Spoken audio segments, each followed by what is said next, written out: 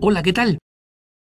Uno de los temas que había mencionado en algunos comentarios atrás, según algunos puntos de vista pasados, es cómo en el mundo protestante ha comenzado a haber un fenómeno de conversiones hacia la Iglesia Católica, un fenómeno que comenzó por ahí, por finales de la década de los 80. En realidad, varios protestantes, varios evangélicos se habían convertido antes, especialmente de la Iglesia episcopaliana y luteranas. Y varios se convirtieron por coyunturas, ¿no? Cuando la Iglesia anglicana aceptó la ordenación de mujeres, muchos episcopalianos, grupos importantes de episcopalianos, decidieron ingresar a la Iglesia Católica. Y ahora, con la ordenación de un obispo abiertamente homosexual, está sucediendo lo mismo. La Iglesia, con mucha discreción, está dialogando con grupos grandes de episcopalianos que quieren ser aceptados dentro de la Iglesia Católica.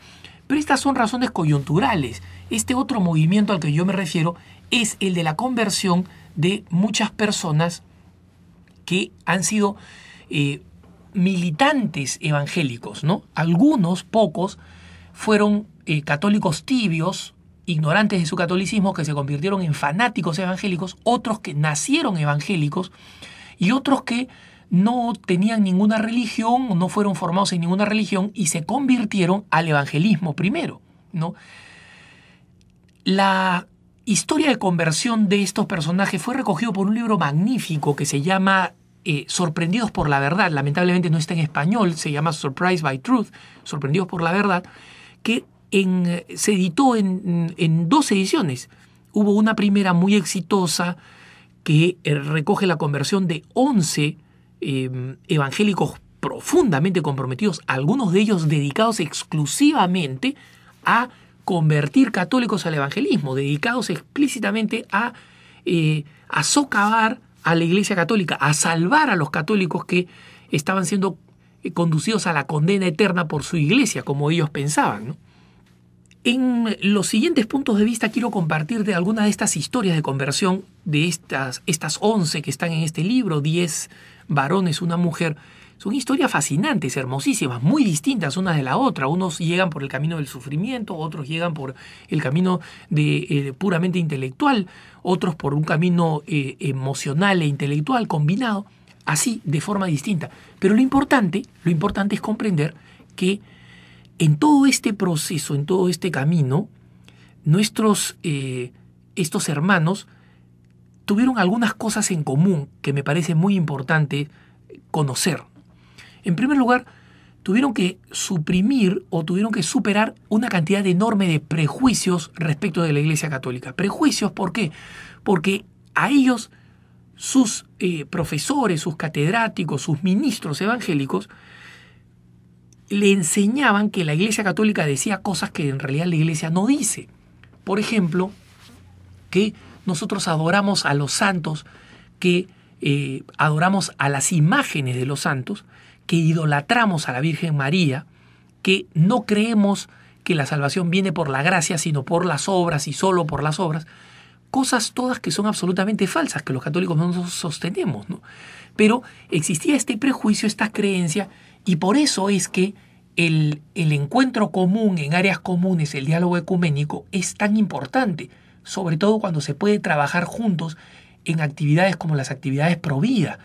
Algunos de ellos cuentan que cuando vieron a los católicos en las actividades pro vida, o terminaron incluso en cárceles juntos con católicos porque estaban en protestas contra clínicas abortistas en los Estados Unidos, se sorprendían de la devoción, de la piedad, de la espiritualidad.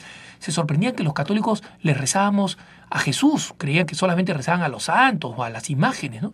Que podían rezar en una cárcel donde no habían imágenes, que podían rezar sin imágenes, que podíamos rezar a Jesús y que podíamos rezar el Padre Nuestro. Estaban sorprendidos de que rezáramos el Padre Nuestro. Esto para que vean una idea de cómo los católicos muchas veces son percibidos de una manera completamente distorsionada por los evangélicos, ¿no? En segundo lugar, otro tema importante fue el que muchos de ellos, o la mayoría de ellos, si es que no todos, en algún momento tuvieron que superar el antitestimonio de los católicos. Algunos de ellos, uno de ellos en concreto, se convierte al evangelismo, a pesar de que había sido un católico tibio, pero sufre un momento de conversión cuando estaba en la universidad y se da cuenta que la Iglesia Católica pues no es una iglesia vibrante, ¿no? Se va a un par de iglesias tratando de encontrar una respuesta y se encuentra finalmente con unos jóvenes protestantes como él, fervientes, vivaces, ¿no? Incluso algunos de ellos cuentan la historia, más de un par, que cuando ya deciden convertirse van a buscar un sacerdote a decirle que quieren pasar a la Iglesia Católica y se encuentran con que el sacerdote les contesta, bueno, pero ¿para qué te vas a pasar? Quédate en tu propia religión nomás, y todas las religiones son iguales, y lo bonito es que todos, cada uno en su propia religión, nos comprendamos y nos queramos, ¿no? Y estos decían, bueno, me ha costado sangre, sudor y lágrimas, me ha costado cortar con mi vida y con mi comunidad, con la gente que me conoce, que me estimaba, ante la cual yo era famoso, mi medio de vida, porque algunos eran ministros protestantes que vivían de eso. Y este señor me dice que las religiones son iguales, ¿no? Y por eso es que también es tan importante que los católicos no seamos causa de escándalo ni fuente de antitestimonio, ¿no? Y el tercer gran elemento es que todos estos evangélicos convertidos, cuyas vidas te iré comentando en adelante, se convierten siguiendo un camino bíblico. Es decir, contra el prejuicio que ve a la Iglesia Católica en la mentalidad de los protestantes como una iglesia profundamente no bíblica o profundamente antibíblica, todos ellos van a ir descubriendo mediante el estudio de las Sagradas Escrituras que los argumentos católicos son los argumentos verdaderos y que no hay iglesia más bíblica que la Iglesia Católica. Y de allí la importancia de que los católicos nos familiaricemos con la Biblia, conozcamos la Biblia, manejemos la Biblia, porque si nosotros nos encontramos con un evangélico honesto y le demostramos que tenemos argumentos bíblicos, que nuestra iglesia es la iglesia bíblica, todos aquellos que tengan rectitud de intención, todos aquellos que busquen la verdad con honestidad, sin enceguecimientos y apasionamientos, van a terminar volviendo a la Iglesia Católica o convirtiéndose al catolicismo la única iglesia verdadera. Que tengas un buen día.